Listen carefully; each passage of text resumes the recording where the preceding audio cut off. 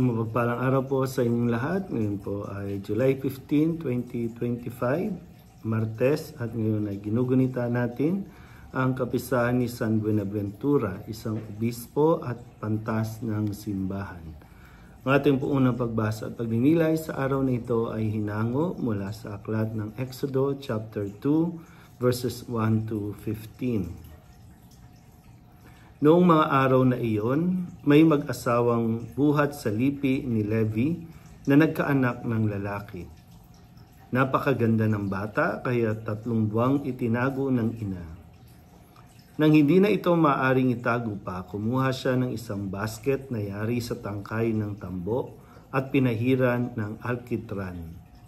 Pagkatapos isinilid niya rito ang bata at inilagay sa talahiban sa gilid ng ilog.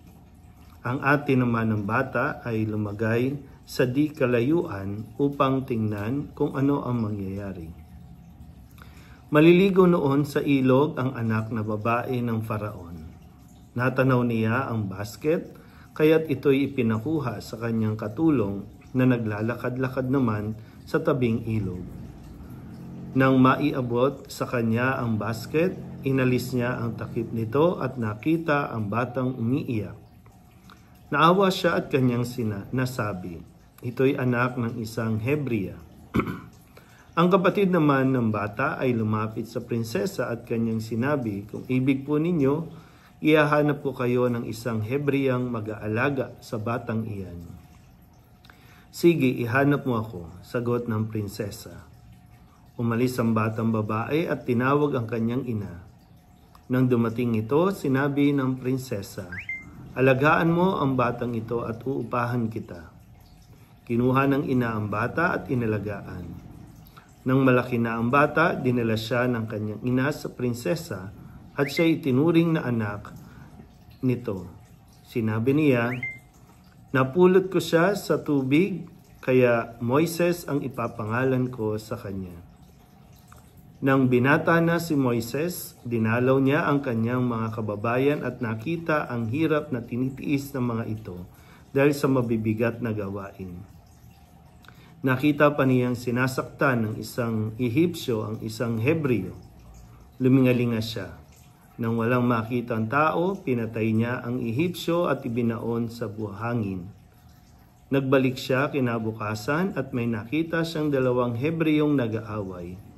Tinanong niya ang may kasalanan, bakit mo sinasaktan ang kapwa mo Hebreo? Sino ang nagbigay sa iyo ng kapangyarihang mga siwa at humatol sa amin? Papatayin mo rin ba ako tulad ng ginawa mo sa Ehipsyo?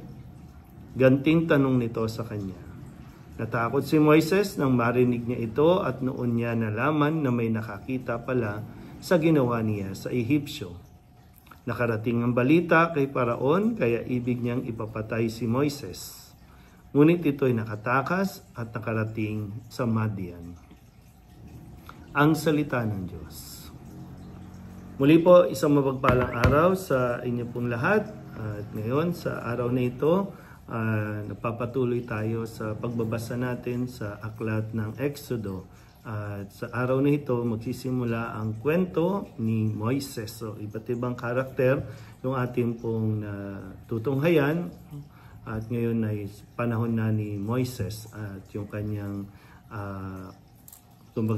pagsilang, no? Simula ng kanyang pagsilang na siya ay mapulot ng isang prinsesa ng Ehipto. At ngayon, no, medyo mabilis ang kwento dahil malaki na siya.